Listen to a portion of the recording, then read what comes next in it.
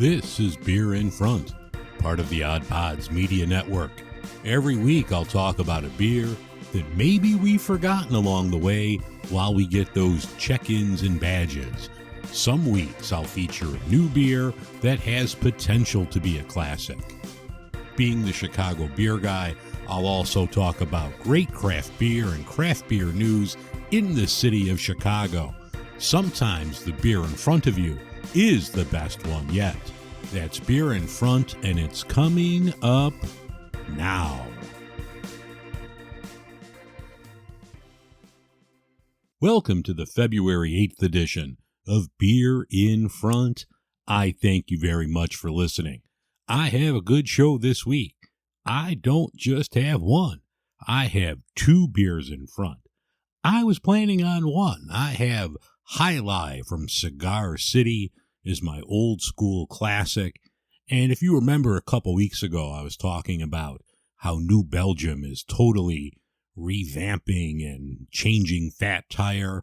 Well, I happened to come across the new one actually this morning when I went to the grocery store. So I did a quick segment on Fat Tire as well, and I was not pleased about it.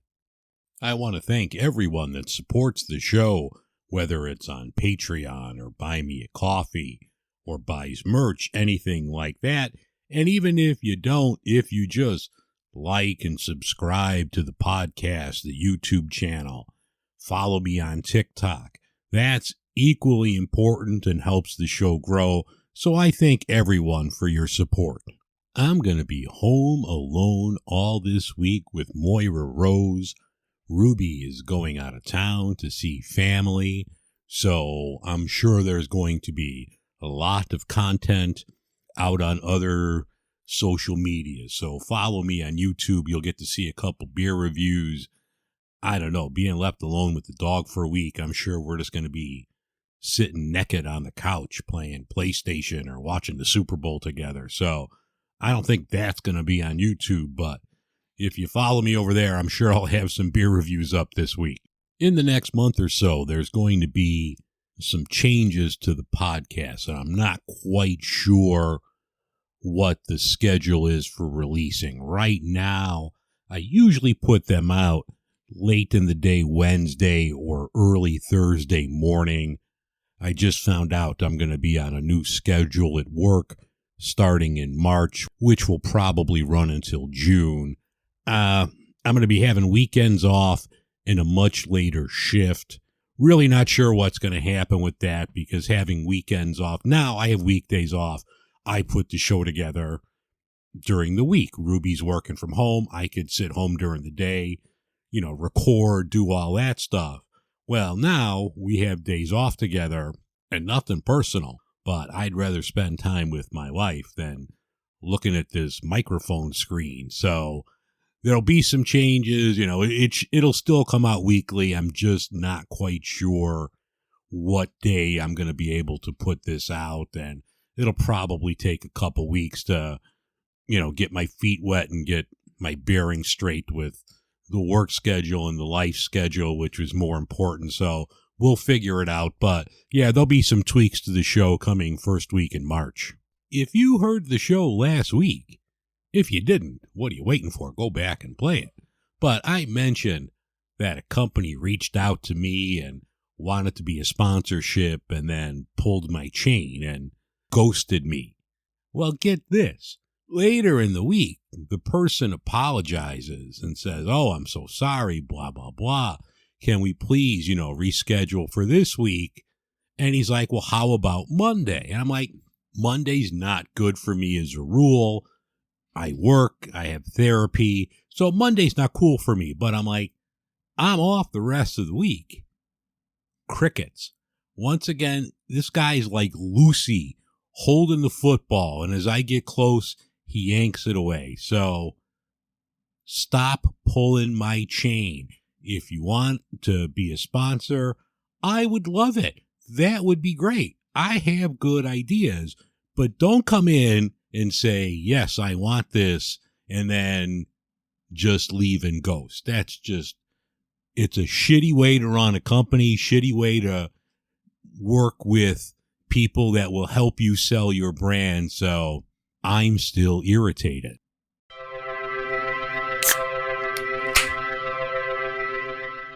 In beer news this week, Samuel Adams is remastering the iconic Boston Lager.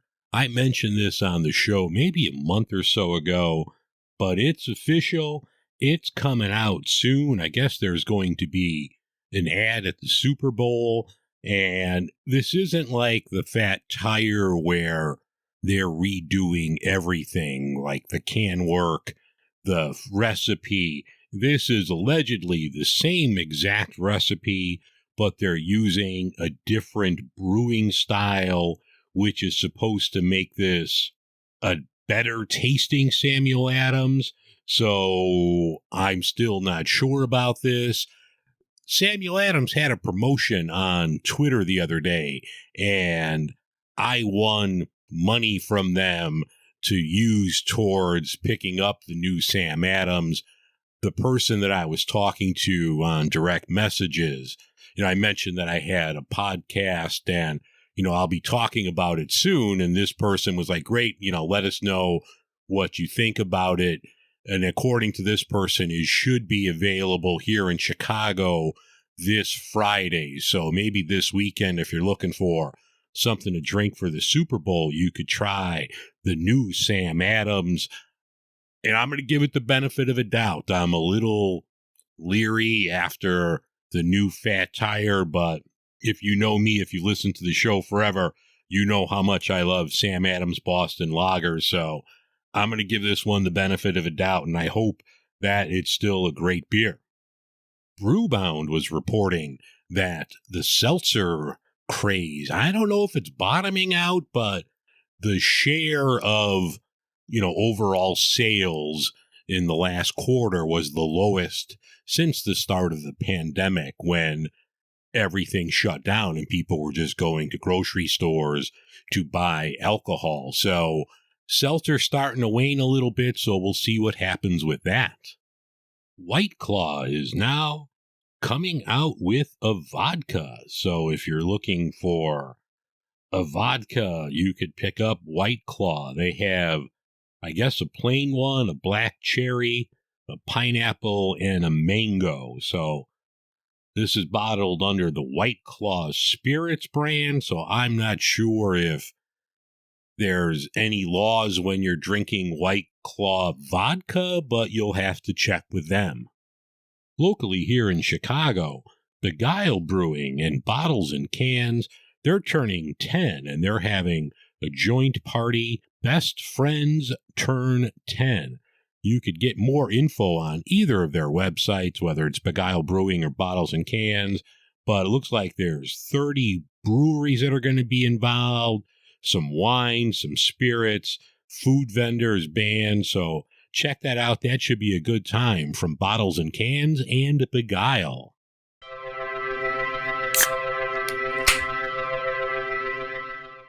I had some really good beers this week. Some of them are up on my YouTube channel if you want to check that out. I had a killer black IPA, Wookie Jack from Firestone Walker. That's back out as a regular release. I talked about that on the show a few weeks ago. If you like black IPAs, pick up Wookie Jack. I also had Bodum from Half Acre here in Chicago. I haven't had that one in a while, and that is outstanding. And I just had my favorite. If you watch the channel, you see me in a Schlitz hat. So I had a Schlitz, and that's still a great beer.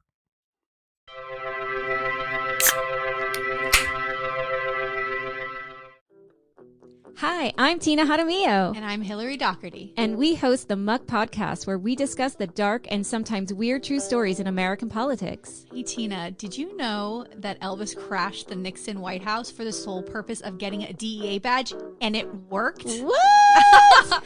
Or how a gun control advocate senator out of California engaged in gun trafficking with notorious gang leader Shrimp Boy? Shrimp Boy, I remember him. Okay, so, we cover all of that and more from maladies, madness, mischief, and murder in U.S. politics. And we also host a bi-weekly interview segment called Lil Muck. We interview politicians, journalists, activists, and others who share their experiences in politics. Find the Muck Podcast wherever you listen to podcasts and check us out on social media at the Muck Podcast. When you're done listening to this podcast, head over to my friends at The Muck. They put out a great show every week. Listen to The Muck. The beer in front this week is from Cigar City Brewing. They're based out of Tampa, Florida. This is Alai. This is an India Pale Ale. Been around for a long time. Really solid beer from what I remember. Cigar City started in 2007, and actually they're no longer independent. I think maybe about 6-7 years ago, they partnered with Oscar Blues. They formed Canarchy, which was a collective that had, I think, Oscar Blues, Cigar City, a couple other breweries. And then last year, they were sold to Monster Beverage. So Cigar City is part of the Monster Beverage Group. But from what I remember, this was always a great beer. This is an IPA. It's 7.5% alcohol, 65 IBUs on the can. They say they have 6 different hop varieties.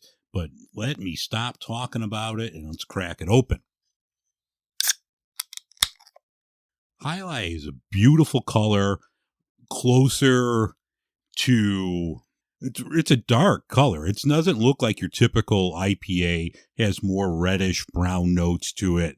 This one had a lot of carbonation on here, good darker color foam. The smell is great. I get like orange peel, like tangerine. I get a lot of citrus in the aroma here. The taste is really good. I get a lot of that same orangey tangerine type taste.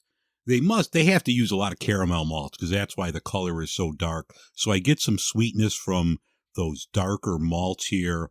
65 IBUs, like I said in the intro, so it's hoppy. You do get that hop bitterness. Just a rock solid IPA if IPAs are your thing. Looking at some of the ratings on this, Untapped, I don't know what's wrong with you users on Untapped. They only give this 3.5 stars. I think this is a lot better. This would be way over 4 for me if I was writing down the scores. Rate Beer gives this an overall rating of 99, and Beer Advocate gives this a 95. So I don't know if I would go 99, but I'm definitely not going 3.5 stars. So it's somewhere in the middle. Alai is a great IPA. If you're looking for an old school IPA, this would be one I would definitely recommend and put in the cart. So next time you're looking for an old school IPA, pick up a Alai from Cigar City.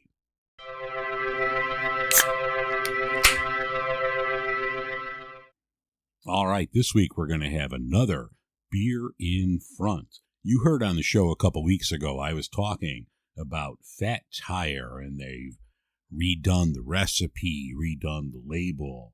The only thing they didn't do is the bottle. The bottle is still the same bottle. I saw this one at Mariano's, a grocery store here in Chicago. So I picked it up, and I wish I would have kept one of the old ones around and done like a side-by-side comparison. But I had that and put it up on YouTube a couple weeks ago if you want to check that out. But this, like I said, the bottle's the same. It's a white label now, high quality, low impact. I mentioned a couple weeks ago, there's nothing about this relaunch that I like, but hopefully the beer is different. So let's crack it open. That wasn't even a good sound. That sound was just weak. There's nothing that could be good about this, but let's pour it.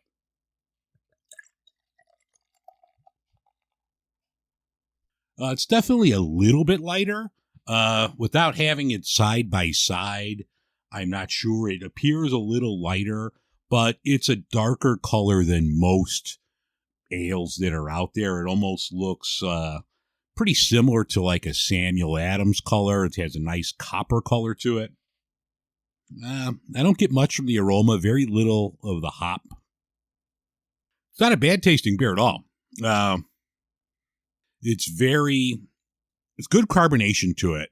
So it's very like effervescent, a lot of carbonation. From the front, I don't get a lot of malt. It's a pretty clean taste. I get some hops here. Yeah, I get very little malt taste up front. There's very little there. There's some hop bitterness in the middle and at the end. I don't think this has a ton of IBUs on it, so it's very, very faint. This is now called, I thought this was called a golden ale. I don't even know what the hell they call this anymore, but this is just an ale. I think it's pretty close to a Sam Adams, if you want to ask me. Now, it has a little fruitiness is here as I'm drinking it, and it's warming up in my hand. I kind of hit pause every now and then as I'm doing this, so you don't hear me burping and things like that. But as it's warming up, I do get a little fruitiness, so I'm not sure. I don't think they use like German Noble hops like Sam Adams does. I mean, it's not a bad beer, but I don't see people rushing out to buy this one after the initial like newness wears off. Like people see it, oh God, it's the new Fat Tire, let me check it out. I think they're going to get a huge bump from that, but nothing about this beer makes me say, oh damn, I need to go make sure I have this in the rotation like other old school beers like a Sierra Nevada Pale Ale or like, you know, an old Rasputin, something like this. It's not horrible. It's not offensive, but there's nothing about this that makes me want to run out to the store right now and buy a 6-pack of this. It's there. It's okay. If I had to choose between this and water, I would probably choose this. It's just there. It's nondescript. So, yeah, once again, like I said a couple weeks ago, I don't get this whole relaunch, redo. You know, good for them. I hope they make a shit ton more money on this, but they should have just kept the other one and worked on marketing that better. But yeah, this is, it's the new Fat Tire. I mentioned on the show a couple weeks ago when talking about this is going to be new Coke. What is it, 38, 40 years later? It's exactly what's going to happen. No one's going to buy this, or the sales are going to be so weak, and folks are going to want the old Fat Tire back. It's going to come back in a few months, and then sales will rebound. But, yeah, whoever came up with this needs to be launched in the sun. This is just nondescript.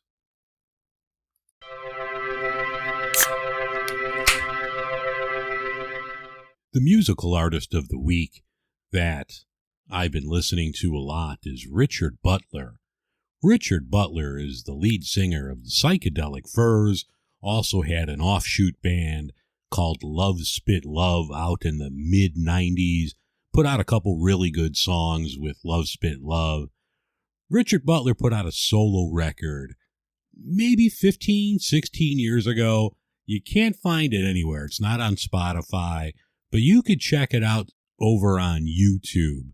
There's a clip that one of my favorite songs, you know, when it came out, I listened to it a lot. I had it on CD somewhere, and it's probably stuck on an old iPod somewhere. But if you get a chance, listen to Good Days, Bad Days from Richard Butler. If you like the Psychedelic Furs, if you liked Love Spit Love, definitely check out Richard Butler's Lost solo record. That's going to put a nice shiny bow on episode 146 of Beer in Front. I thank you very much for listening. If you want to get a hold of me, you could email me, dave@beerinfront.com. You could reach me on all the social media platforms at Beer in Front. Have a great week, everyone. I will talk to you next week on the show. And remember, sometimes the beer in front of you is the best one yet. All right, take care. We'll see you in a week.